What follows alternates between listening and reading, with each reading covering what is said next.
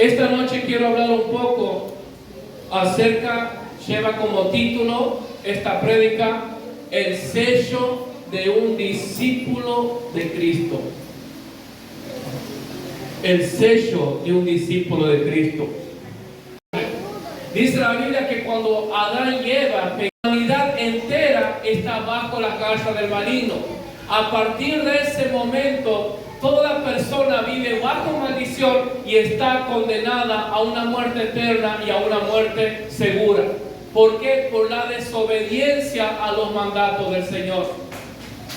Pero Dios, en su amor, en su misericordia, siempre ha tenido de parte de Él de darnos la oportunidad, de darnos la posibilidad que nosotros podamos conocerlo y que podamos tener una relación, una comunión con Él como lo tenía el hombre antes de haber caído. Porque Dios, si bien es un Dios justo, es un Dios que es fuego consumidor, pero también es un Dios de amor, es un Dios de misericordia. Si Dios no fuese un Dios de amor, si Dios no fuese un Dios de misericordia, ninguno de nosotros estaríamos aquí sentados. Porque constantemente desobedecemos a Dios, constantemente nuestra carne nos tira a pecar más que a vivir una vida en santidad. Y de esa forma, Dios desde el principio ha dado mandamientos. Dios ha dado mandamientos al hombre con el fin que el hombre pueda obedecer a Dios, con el fin que el hombre y la mujer puedan someterse a la voluntad de Dios. Cuando la Biblia en el Antiguo Testamento, por unas 181 veces se menciona la palabra mandamiento. Cuando Dios daba un mandamiento al pueblo de Israel, no era algo optativo, no era algo opcional. Dios no preguntaba si querían obedecerlo. Dios, como es un Dios soberano, como es un rey de reyes, señor de señores, Dios daba el mandamiento y el pueblo de Israel tenía la obligación, tenía la responsabilidad de hacer que ese mandamiento dado por Dios se pueda cumplir. Ellos tenían el deber de obedecer a Dios, cualquier mandamiento. No existe mandamiento más grande o mandamiento pequeño, a lo mejor sí, pero el punto es que todo mandamiento dado por Dios tiene que ser cumplido. Amén. Ahora la pregunta es, ¿por qué o para qué tengo que cumplir esos mandamientos? ¿Por qué el Señor, por qué Dios da a Israel mandamientos para que ellos puedan cumplir? Dice la Biblia en el libro de Ezequiel, capítulo 20, versículo 11, dice la palabra del Señor: y les di mis estatutos, les hice conocer mis decretos, por los cuales el hombre que los cumpliere vivirá. El único fin, el deseo, el motivo por el cual Dios ha dado mandamiento es para que nosotros, a través de ese mandamiento, obedeciendo, podamos vivir. ¿Y por qué? Decíamos al principio, porque el hombre ha desobedecido a Dios. Entonces, cuando el hombre desobedecido, automáticamente queda condenado, automáticamente quedas esclavo del pecado y queda condenado a la muerte. Pero Dios, en su misericordia, por ahí muchas veces vamos a escuchar a personas que dicen: si vas a la iglesia, o yo no voy a la iglesia porque ahí te prohíben todo. Eso es lo que la gente que no conoce a Dios dice. En parte es verdad, pero no somos nosotros lo que prohibimos, sino que es el Señor el que ha dado mandamiento con el único fin que nosotros podamos vivir.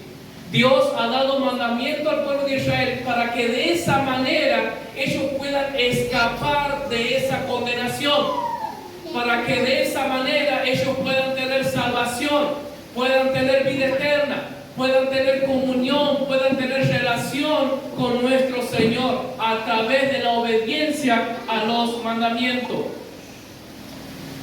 En el Antiguo Testamento nosotros vemos claramente las consecuencias que traía para el pueblo de Israel cuando alguien, llámese el rey, el sacerdote, un profeta o todo el pueblo de Israel o parte del pueblo, podemos ver claramente las consecuencias que traía la desobediencia, la deshonra, el menosprecio a los mandamientos del Señor.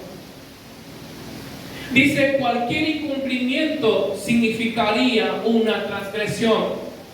Segunda de Crónicas, capítulo 24, versículo 20. La Biblia, Dios habla hoy, esa traducción lo dice de esta manera. Entonces Zacarías, hijo del sacerdote Joiada, fue poseído por el Espíritu de Dios. Se puso de pie en un lugar elevado y dijo al pueblo, Dios dice así, ¿por qué no obedecen mis mandamientos? ¿Por qué se buscan ustedes mismos sus propias desgracias? Puesto que ustedes me han abandonado a mí, yo también los abandonaré a ustedes.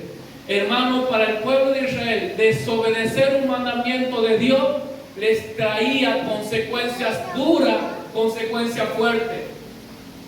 Parte de las consecuencias cuando Israel desobedecía un mandamiento del Señor es que los enemigos los vencían, volvían la espalda contra sus enemigos, vivían una vida de derrota, de fracaso, de frustración, eran vendidos, eran esclavos, eran obligados a trabajar bajo servidumbre, bajo yugo de esclavitud, todo como consecuencia de desobedecer un mandamiento del Señor.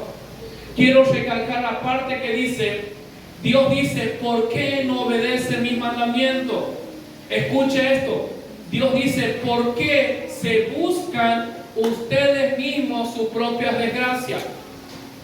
Dios le dice a Israel, ustedes mismos, dice Dios, son los únicos responsables de la vida que están viviendo.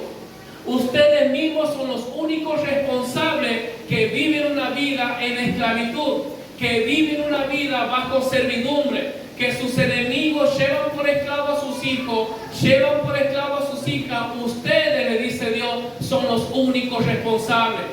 Ustedes mismos, dice el Señor, cuando desobedecen mis mandamientos, traen desgracia, acarrean desgracia para consigo mismo. ¿Cuántas veces, hermanos, si lo llevamos a nuestra vida actual como cristianos, y si el Señor, de hecho, nos está preguntando la misma pregunta que Israel esta noche nos dice, ¿por qué no obedecen mis mandamientos? ¿Por qué se buscan ustedes mismos sus propias desgracias? Muchas veces, hermanos, de la circunstancia que nos toca vivir, de la angustia, de la dificultad o de los problemas que a veces enfrentamos, es consecuencia de la desobediencia que nosotros mismos hacemos en contra del mandamiento del Señor. Entonces dice Dios, ustedes mismos, a mí no me hagan responsable. Ustedes son los únicos responsables de las desgracias que muchas veces les toca vivir en su vida. Hoy en día la pregunta que el mundo entero se hace, ¿por qué? ¿Por qué esto? ¿Por qué lo otro? ¿Por qué me pasa esto a mí? ¿Por qué todo me toca a mí? Y muchas veces la respuesta es tan simple y tan sencilla como esta. Porque dejamos de obedecer el mandamiento del Señor. Porque muchas veces el ser humano, el mundo entero y a veces muchos cristianos han tomado la decisión de no obedecer a Dios, de no sujetarse a la voluntad de Dios, de no someterse, de no vivir una vida de obediencia al mandamiento de Dios. Entonces, como consecuencia de eso, sobre nosotros, sobre nuestro matrimonio, sobre nuestra familia, sobre nuestro ministerio, traen acarrearnos desgracia. Nos volvemos personas vacías, nos volvemos personas secas espiritualmente. Muchas veces estamos en la iglesia, estamos sentados, pero parece como si sobre de nosotros hubiese un cielo de bronce. No sentimos a Dios. no sentimos su presencia, todo es emoción, todo es por un momento. Pero volvemos a nuestra casa y nos volvemos a sentir tan vacíos, nos volvemos a sentir que toda la desgracia o que mucha desgracia ha llegado a nuestra vida. Pero debemos examinar cómo estamos caminando, cómo estamos viviendo la vida de cristiano.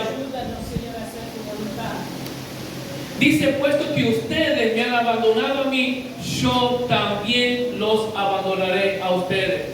Dios nunca se ha apartado del hombre. Dios nunca lo ha dejado a usted solo. Dios nunca nos ha desamparado.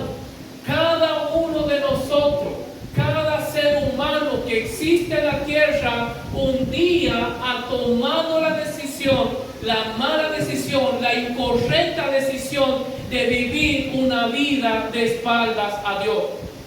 De vivir una vida conforme a lo que a él, conforme a lo que a sus propios ojos le agrada. De vivir una vida conforme le dicta su corazón. Pero ¿por qué hace esto? Es que a mí me hace bien. Aunque la palabra de Dios condene ese pecado, aunque la palabra de Dios condene esa inmoralidad, pero sin embargo mucha gente toma la decisión de seguir viviendo esa vida. Aun cuando la palabra de Dios es clara. Y ese tipo de cosas, esa desobediencia, mis queridos hermanos, es lo que ha llevado al mundo entero y muchas veces, tristemente, a la iglesia, es lo que ha llevado que haya una división. Es lo que nos lleva a vivir, a caminar una vida de espaldas a nuestro Señor. Y eso trae consecuencias, eso trae desgracia. Eso trae desgracia. Eso trae maldición sobre nuestras vidas, sobre nuestra familia, sobre nuestros hijos. ¿Por qué? Porque son consecuencias de desobediencia. Dice, puesto que ustedes me han abandonado a mí, yo también los abandonaré a ustedes, dice el Señor. El motivo principal de la problemática, hermano, que existe, escuche esto, el motivo principal de la problemática que existe en el mundo entero y que muchos no encuentran respuesta y que muchos estudiosos a través del tiempo se han preguntado ¿por qué? ¿Por qué las guerras? ¿Por qué los problemas? ¿Por qué las violaciones? ¿Por qué las drogas? ¿Por qué los vicios? ¿Por qué las muertes? ¿Por qué esto? ¿Por qué esto? ¿Y por qué lo otro? A través de muchos años de existencia humana, el hombre se ha hecho esa pregunta. Y la respuesta está en la palabra de Dios tan simple y tan clara.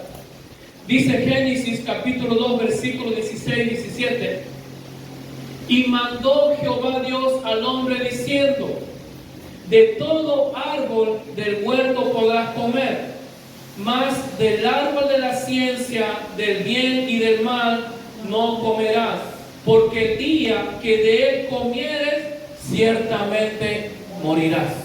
Esa es la base del motivo por el cual el mundo entero hoy en día se encuentra en situación de tristeza, de angustia, de desesperación. No hay paz, no hay gozo, no hay alegría. El mundo cada día es como que vive en un desenfreno, en una locura. No encuentra paz, las personas lo buscan en el dinero, lo buscan en la sexualidad, lo buscan de distintas formas, distintas maneras y no lo encuentran. Y la base de todo es por haber desobedecido un mandamiento del Señor, que ha dicho no coman, esto no hagan, pero el hombre y la mujer ha querido hacer lo contrario.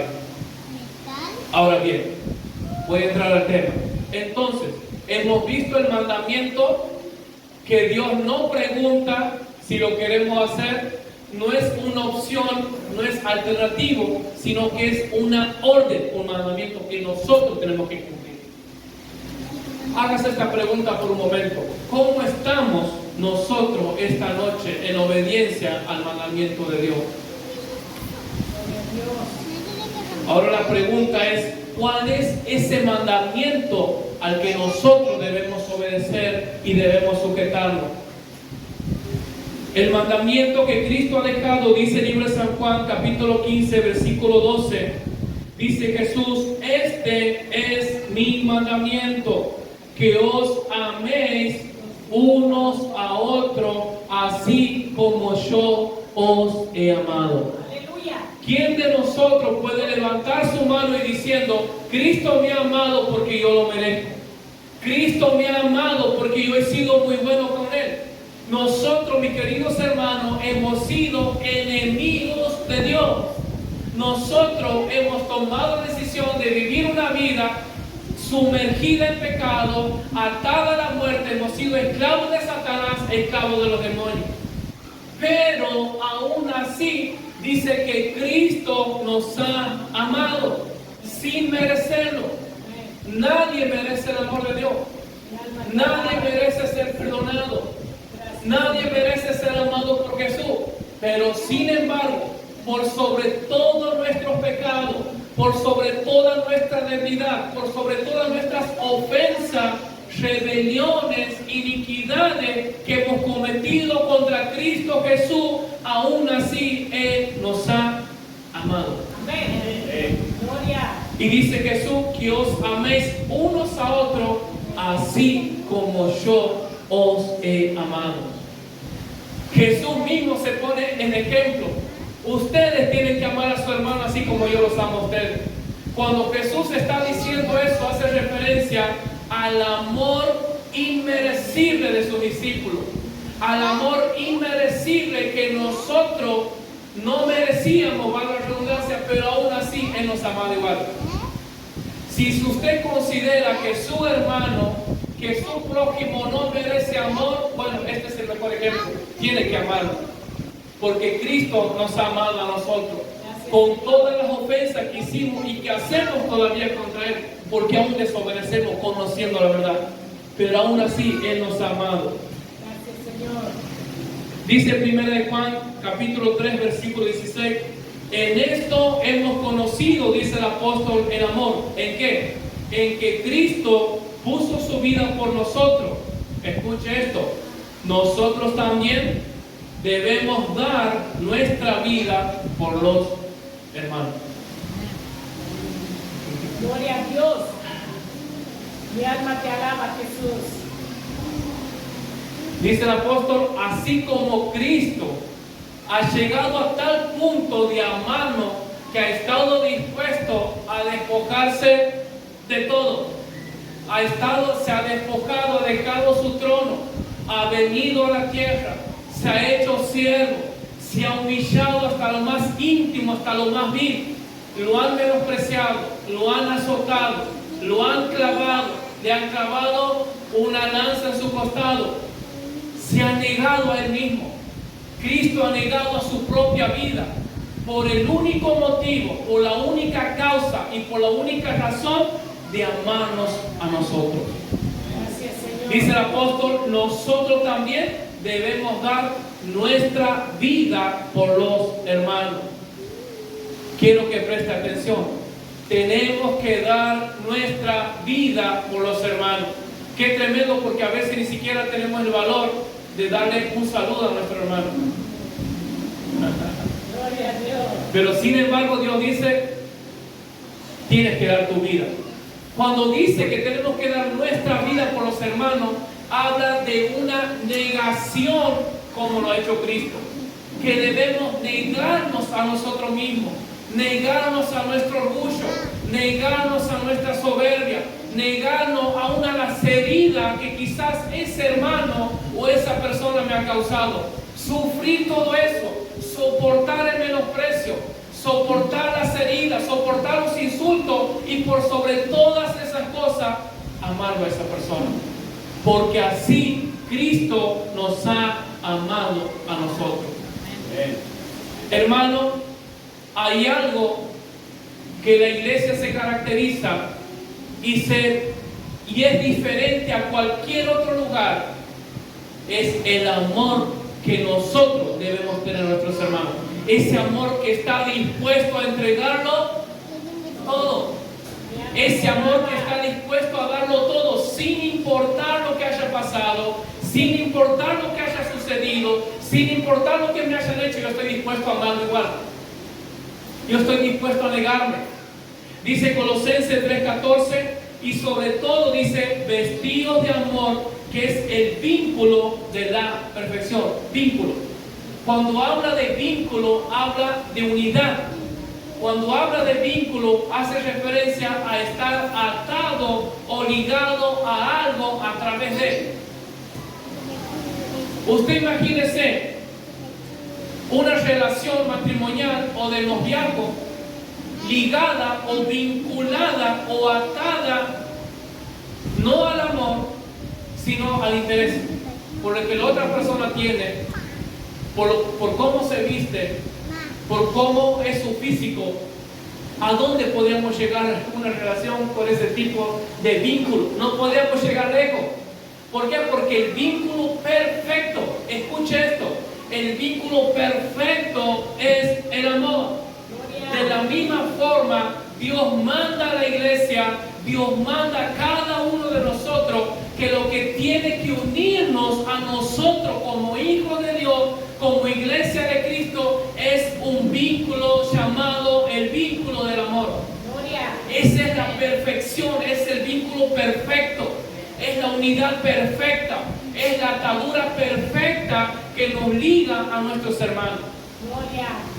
Toda persona, todo hermano que no esté amando a la iglesia, que no ame a su hermano basado a este vínculo de amor, está fuera de la voluntad del Señor. Nada sabe, dice la palabra, nada entiende. Y la palabra va mucho más fuerte, dice que no es un hijo de Dios. Es muy fuerte la palabra respecto de eso.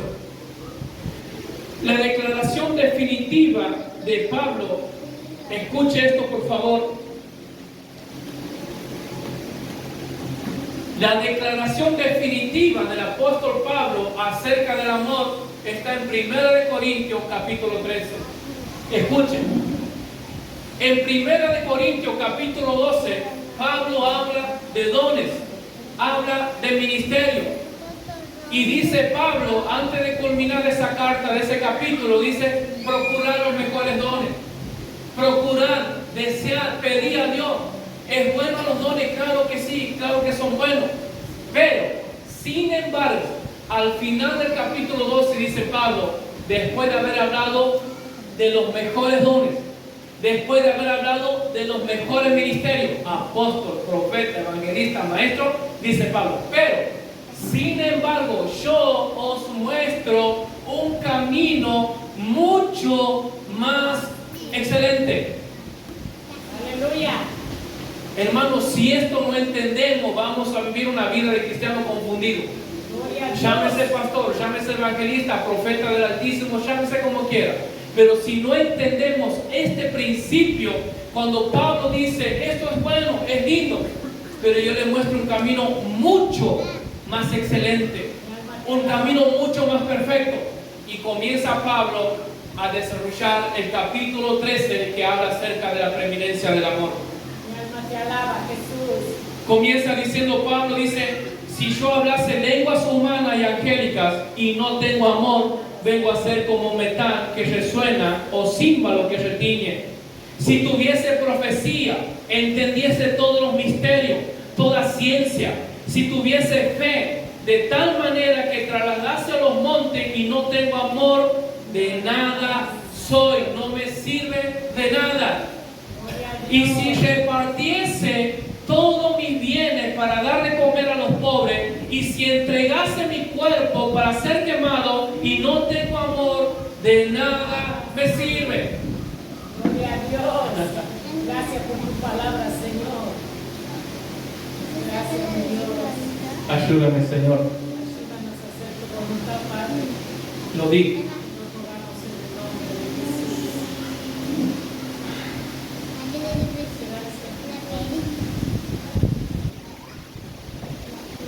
¿Para qué quiero un ministerio? ¿Para qué quiero un lugar aquí si todavía no he aprendido a amar a mi hermano? ¿Para qué? No es lo más importante el ministerio. Mi querido hermano, mi querida hermana, puede tener todos los dones como el apóstol. Puedes tener los 5 ministerios, pero si no has aprendido a amar a tu hermano, no te sirve de nada. Antes antes de anhelar un ministerio, antes de decir, Señor, úsame para tu gloria. Señor, quiero un lugar en la iglesia, quiero un lugar en el liderazgo, no está mal.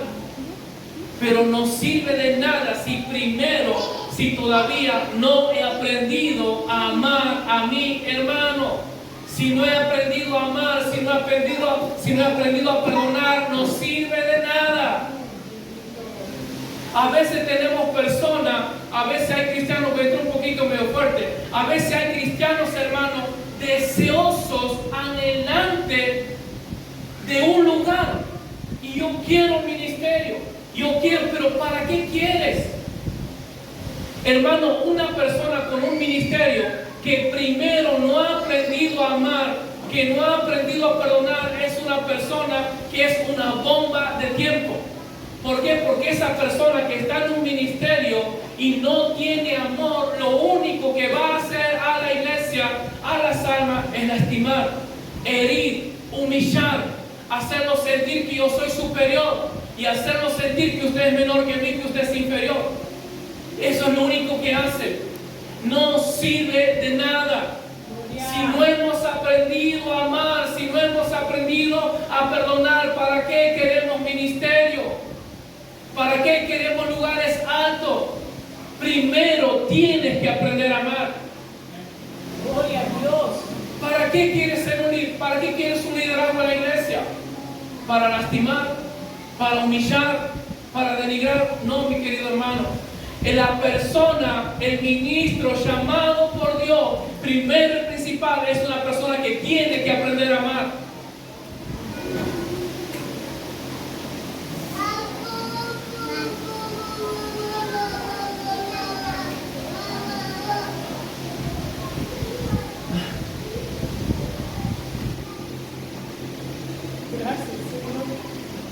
Si usted anhela ministerio,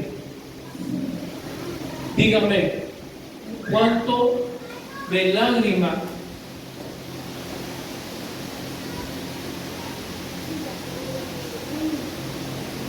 derrama por su hermano?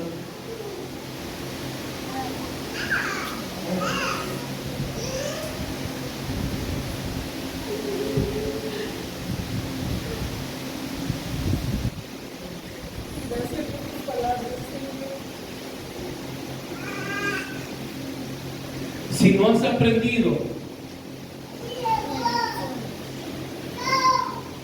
a derramar lágrimas,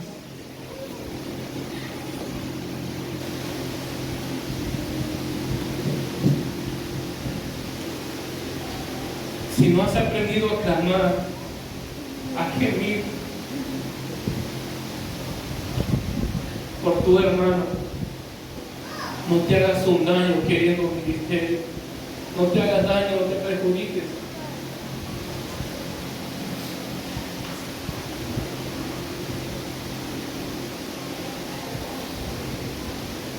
Primero aprende a derramar lágrimas. ¿Cuántas madrugadas son testigos de tus lágrimas por la iglesia? ¿Cuántas madrugadas son testigos de tus lágrimas por el hermano que no ha venido? Por el hermano que está mal, por el hermano que te ha lastimado, por el hermano que te ha herido. ¿Cuántas madrugadas, cuántas noches son testigos de que has derramado tus lágrimas por ese hermano? Si no sabes derramar, si no has derramado una lágrima, ¿qué quieres hacer? ¿A dónde quieres estar?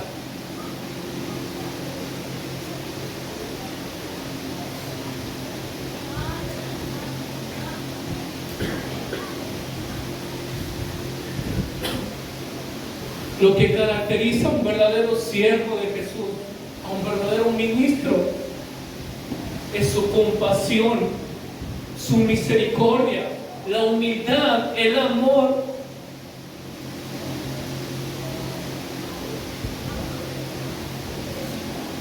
Por las almas, por la iglesia, por la obra.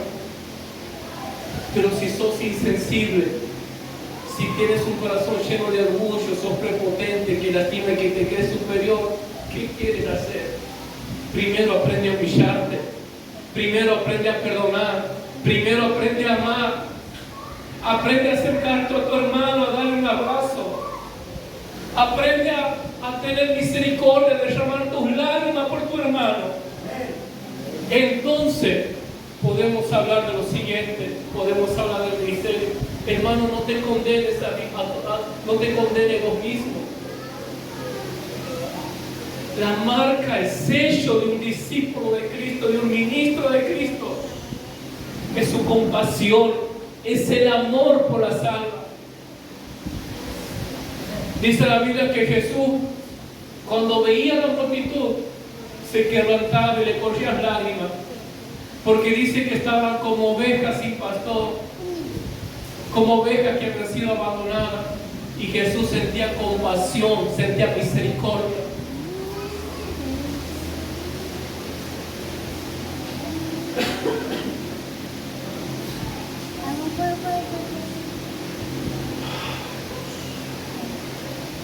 Puedes tener todos los dones que quieras y yo doy gloria a Dios por eso. Puedes decirme, pastor, yo pongo la mano y los paralíticos se levantan, gloria a Dios. Yo profetizo, yo predico, gloria a Dios. Pero yo quiero ver el amor que tienes por las almas. ¿Cuánto amor tienes? ¿Cuánto amor sientes? ¿Qué tan dispuesto estás a negarte a vos mismo y dejarlo todo por amor de un alma? ¿Qué tan dispuesto estás a entregarte por las almas? Dice 1 de Juan, capítulo 3, versículo 18: hijito, no amemos de palabra ni de lengua, sino de hecho y en verdad. Dígame, ¿cuáles son los frutos que su hermano ve en usted? Que su hermano puede decir, esta persona ama a la iglesia. Esta persona realmente y verdaderamente es un discípulo de Cristo. ¿Cuáles son sus frutos? ¿Qué es lo que ve la iglesia? ¿Qué es lo que ve el hermano en usted? Soberbia, orgullo, prepotente. ¿Qué es lo que ve en usted? ¿O ve a Cristo? Si la iglesia, si los hermanos no ven a Cristo en usted, quédese sentado, clame, gima, ore para que Dios lo cambie, para que Dios lo transforme. Diga, Señor, cambia mi corazón.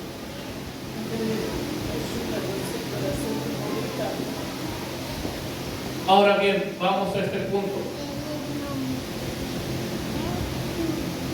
Sabemos cuál es el mandamiento. Dice Jesús, amaos unos a otros, así como yo los he amado. Pero hay un problema. La Biblia, el Señor nos manda a amar. Pero, ¿cómo vamos a amar si eso no está en mi corazón? ¿Cómo puedo amar si tengo un corazón cargado? ¿Cómo puedo amar a mi hermano si lo único que siento es rencor, resentimiento y rechazo? ¿Cómo puedo sentir compasión? ¿Cómo puedo sentir misericordia si lo único que siento es menosprecio? Y me alegro cuando las cosas le van mal. Me gozo y hago chiste cuando no está yendo, cuando mi hermano está cayendo. ¿Cómo podemos amar? Ese es un problema. Ese es el problema por el cual no podemos cumplir esta palabra. Dice San Lucas capítulo 6 versículo 45, traducción lenguaje actual: la gente buena siempre hace el bien. ¿Por qué? Porque el bien habita en su corazón. La gente mala siempre hace el mal, porque en su corazón está el mal. Bueno, es imposible, dice Jesús. La gente buena siempre hace el bien, porque el bien habita en su corazón. Reflexionemos por un momento. ¿Qué estamos haciendo? ¿Estamos haciendo el bien? ¿Estamos haciendo el mal? ¿Estamos siendo de bendición, de edificación, o estoy siendo de tropiezo para el hermano, de tropiezo para el hermano y para la iglesia? ¿En qué posición estamos? Si no estamos siendo de bendición para mi hermano, si no estoy ayudando al crecimiento de mi hermano y soy de tropiezo, es porque tengo un corazón malvado, perverso, orgulloso. El problema, hermano, que nunca vamos a poder amar si primero no hay un cambio en nuestro corazón. Dios. Es imposible amar como Cristo nos ha amado si no cambiamos nuestro corazón. Pero esta noche el Señor está aquí. Amén. Pero esta noche el que tiene el poder para cambiar, el que tiene el poder para transformar las vidas, transformar los corazones, está aquí en esta noche. Amén. Y esta va a ser la noche, esta va a ser la oportunidad para que cada uno de nosotros podamos tener un corazón conforme al corazón de nuestro Gloria a Señor. Dios. Que la gente, que los hermanos puedan ver en nosotros ese amor. Hay personas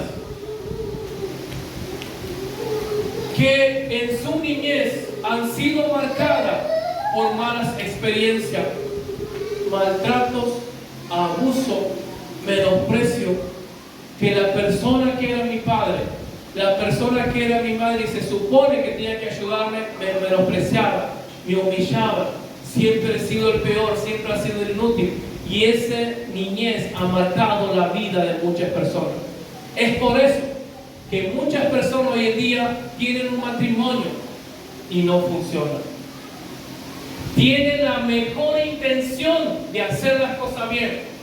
Tienen la mejor intención de no lastimar a su pareja, de no humillar, de no denigrar. Tienen la intención, quieren hacerlo, pero no pueden, porque hay un corazón malo, porque hay un corazón marcado por una infancia.